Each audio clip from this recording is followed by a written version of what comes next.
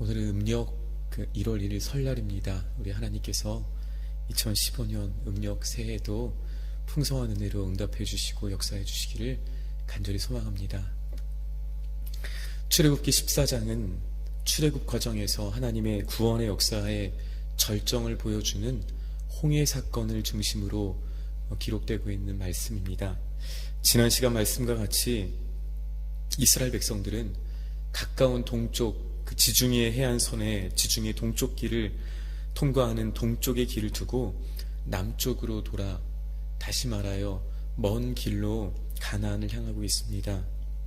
그들은 어디로 갈지 몰랐지만 앞서 행하시는 하나님, 낮에는 구름 기둥으로 밤에는 불 기둥으로 그들을 인도하시는 그 하나님의 인도하심을 따라 오늘 말씀과 같이 장막을 친 홍해 앞까지 이르렀습니다.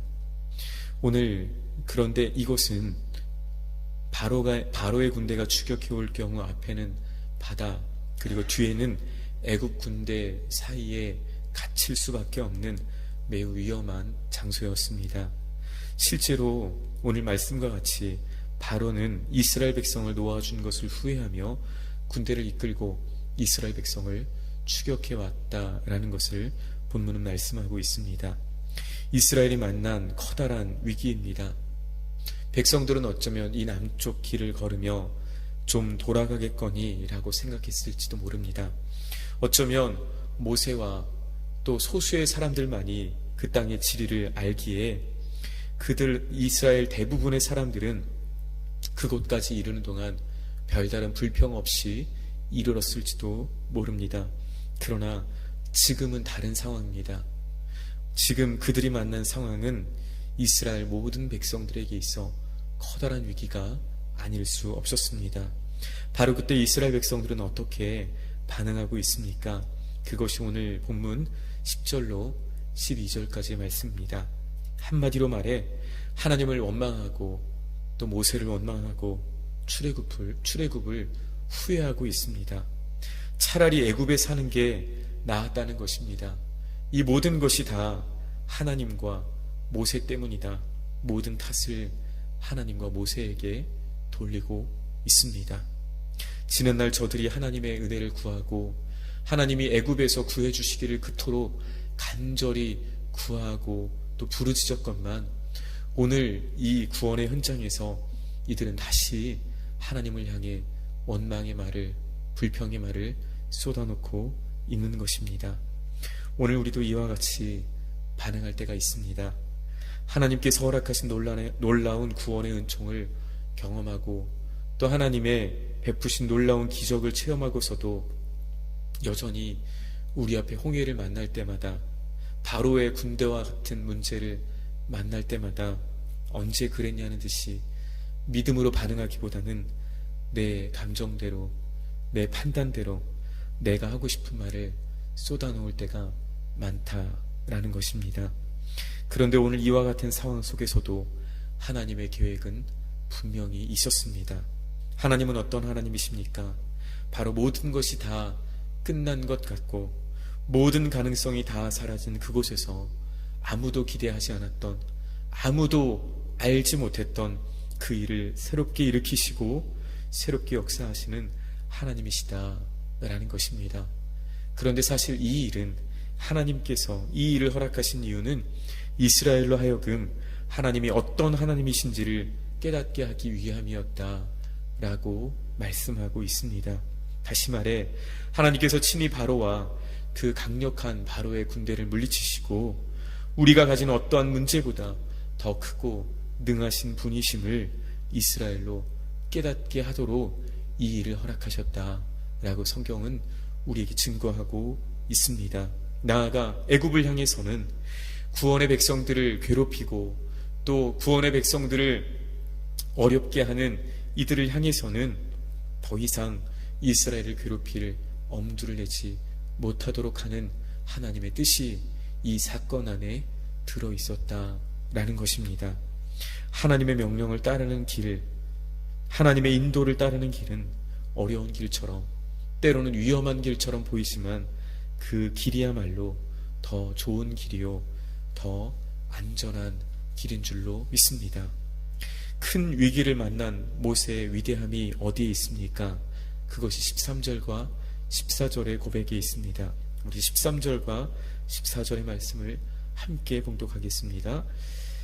모세가 백성에게 이르되 너희는 두려워하지 말고 가만히 서서 여호와께서 오늘 너희를 위하여 행하시는 구원을 보라.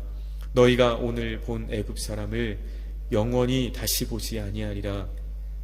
여호와께서 너희를 위하여 싸우시리니 너희는 가만히 있을지니라. 아멘. 하나님께서 말씀하십니다. 하나님께서 모세를 통해서 말씀하신 이 말씀을 모세가 이스라엘 백성들에게 다시 말합니다. 두려워하지 말라. 여호와의 구원을 보라. 여호와께서 싸우시니 두려워하지 말고 잠잠하라 라고 말씀하고 있습니다. 다시 말해 이스라엘 백성들이 보아야 할 것이 있다라고 말씀합니다. 오늘 10절에 보면 바로가 가까이 올 때 이스라엘 자손이 눈을 들어 본즉 이라고 기록합니다. 이스라엘 백성들은 누구나가 눈을 들어 이 바로의 엄청난 군대를 보았습니다. 그런데 오늘 하나님께서는 모세를 통해 이렇게 말씀하십니다. 그것을 보지 말고 바로의 군대를 보지 말고 오늘 무엇을 보아야 합니까? 바로 하나님의 구원을 바라보라 라고 말씀하십니다. 오늘 우리는 두렵고 우리는 약하고 우리는 부족하지만 그러나 하나님은 강하시고 하나님은 구원하실 수 있다 라고 말씀하시며 하나님을 바라보라 라고 말씀하고 계십니다. 오늘 모세가 이렇게 담대하게 말할 수 있었던 이유가 어디에 있습니까? 사실 그 이유는 우리가 읽은 14장 1절로 4절의 말씀에 이미 나와 있습니다. 하나님께서 이미 모세에게 말씀하셨기 때문입니다. 내가 이 일을 이룰 것이다 라고 앞으로 이루어질 일을 친히 말씀을 통해 들려주셨기 때문입니다. 오늘 우리에게도 하나님 말씀이 들려집니다. 오늘 또 하나님은 우리에게 말씀을 통해서 하나님의 음성을 들려주십니다. 그런데 순간순간마다 우리 앞에 전혀 기대하지 않았던 상황이 생길 때마다 전혀 예상하지 못했던 일들이 일어날 때마다 우리는 무엇을 바라보고 있습니까? 눈을 들어 하나님의 말씀을 붙잡고 바라보고 있습니까? 아니면 우리 앞에 다가오는 커다란 문제들만 바라보면서 하나님의 말씀은 온데간데 없이 사라지고 있지는 않으십니까? 오늘 주 안에 사랑하는 여러분, 오늘 모세를 통해 주님은 우리에게, 하나님은 우리에게 동일하게 말씀하시는 줄로 믿습니다. 오늘 두려움 속에서도, 오늘 걱정과 불안과 또 여러 가지 어려움 속에서도 두려워하지 말고 잠잠히 하나님만 바라보라 라고 말씀하고 계십니다. 우리가 하나님을 바라본다라면 문제는 사라지게 될 것이고 하나님이 친히 이 일을 이루실 것이다 라고 오늘 또 우리에게 말씀하시는 줄로 믿습니다. 오늘 우리가 바라보고 있는 것은 무엇입니까? 우리의 눈을, 우리의 시선을 다 빼앗고 있는 것이 무엇입니까? 그것이 사람이든 그것이 문제이든 그것이 그 어떤 것이든 오늘 이 아침 다시 한번 눈을 들어 하나님과 그리고 그분의 말씀을 바라보는 저와 여러분이 되시기를 간절히 소망합니다. 오늘 바로 그때 하나님께서 우리를 위하여 싸우고 계심을, 하나님께서 우리를 위하여 일하고 계심을 경험하고 고백하는 그 믿음의 사람들로 다시 한번 세워줄 줄로 믿습니다.